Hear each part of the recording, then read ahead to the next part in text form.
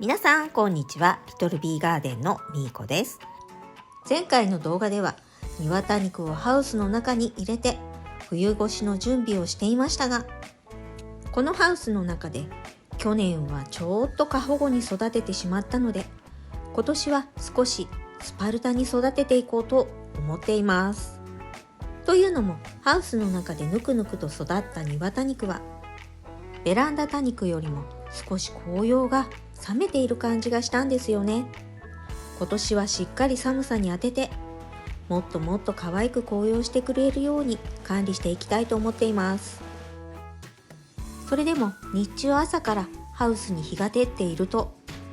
ハウスの中の気温は30度近くにもなることがあるんです。すでに紅葉して可愛い多肉もいますが、まだまだ紅葉していない多肉も多いので、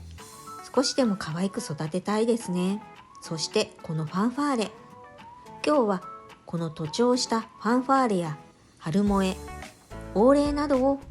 胴切りしていこうと思います。まずはこのファンファーレを胴切りしていきます。夏の間ほったらかしにしていたので、いつの間にか気がつけばこんなに徒長していました。そしてこのファンファーレですが、葉は細くて薄くてちょっと頼りないんですが、この頼りなさと正反対に葉ざし率はとっても良くて、夏にポロポロと下葉が落ちても、その落ちた下葉から発芽してしっかり育ってくれる頼もしい多肉です。胴切りついでにここで葉ざしももいでおくことにします。片手だと少し葉がもぎりにくいんですが、ハウスの中は狭いので、ここはちょっと我慢です。葉ざしもこれだけもいだらもういいかな。そしてこのファンファーレの鉢、実は下に小株もたくさん、裏は枯れ葉だらけ。これをきれいに掃除して、この根元に先ほど胴切りしたファンファーレを一緒に植えておきました。というのも、これ以上ハウスの中の鉢を増やしたくなくて、結局元の鉢に一緒に植えることにしたんです。先ほどもいだファンファーレの葉もポットに挿して、とりあえず今はこのハウスの中で管理していこうと思っているんですが、管理しにくいようなら家の中に移動させるつもりです。このファンファーレも胴切りした苗なんですが、今ではしっかり根付いて元気よく育ってくれています。次はこのオーレイをカットしていきます。このオーレイは別名月の王子。よく100均などでも見かける多肉です。育てやすくて葉ざしもできる、増やしやすい多肉です。多肉初心者さんにはおすすめの苗なので、もし見かけたら購入してみるのもありですね。オーレイも可愛いとこ取りでカットして、こんなにたくさんカットしちゃいました。このオーレイもやっぱり鉢を増やしたくなくて、一つのポットに葉ざしと一緒に植えています。こうして同じ種類の多肉を寄せるとブーケみたいで可愛いんですよね。次はこの春萌えをカットしていきます。見ただけでも悲惨な姿がよーくわかります。この春萌えもやっぱり可愛いとこ取りでどんどんカットしていきます。調子に乗りすぎてカットしすぎてしまうと茎だけになってしまうので要注意。それでもこれだけの春萌えがカットできました。そしてこの春萌えもオーレイ同様に一つのポットにブーケのように可愛く寄せ植えしてみました。本当は黒ポットではなく可愛い鉢に植えたかったんですけどね。ポットに差しきれなかった春萌えは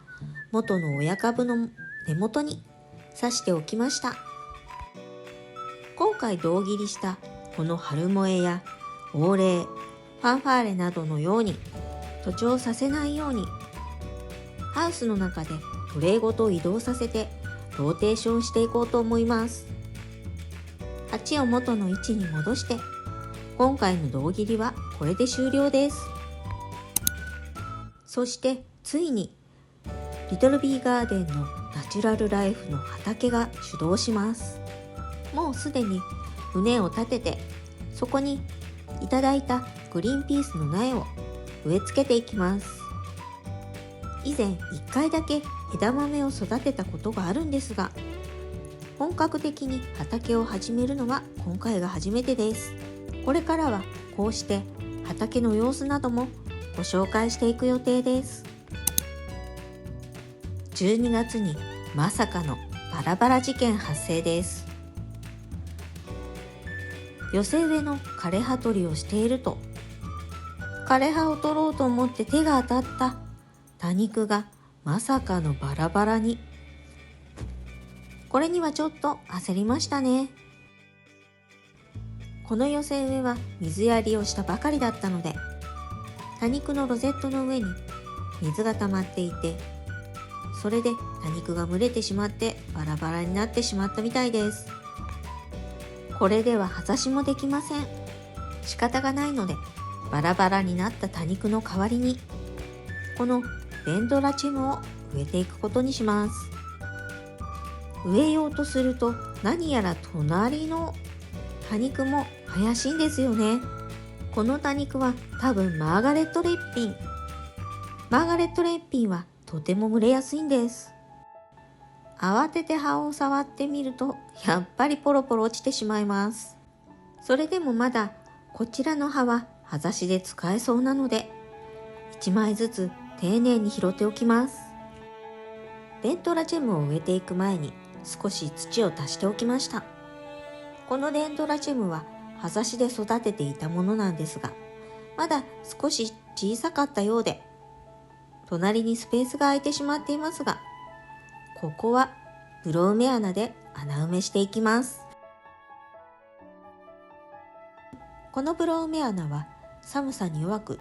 冷たい風に当てると葉が熟れてしまうなんてこともありますが、寒い冬は家の中で育てても元気に育ってくれる多肉です。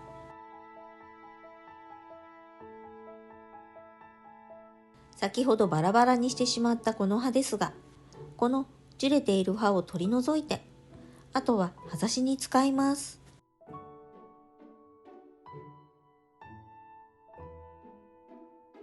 そしてこのポットの空いているスペースに先ほどの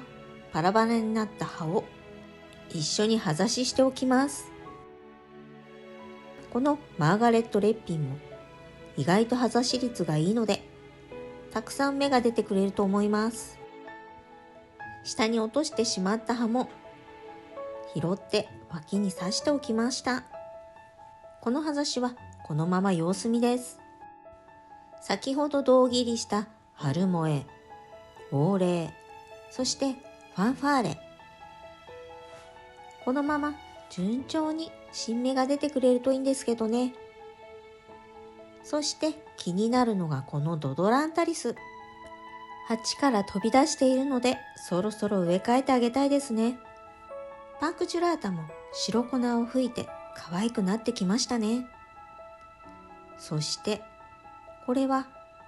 谷友さんにいただいた月下美人。新しい葉が伸びてきて、これからの成長がとても楽しみです。まだ少し時間があるようなので、最後に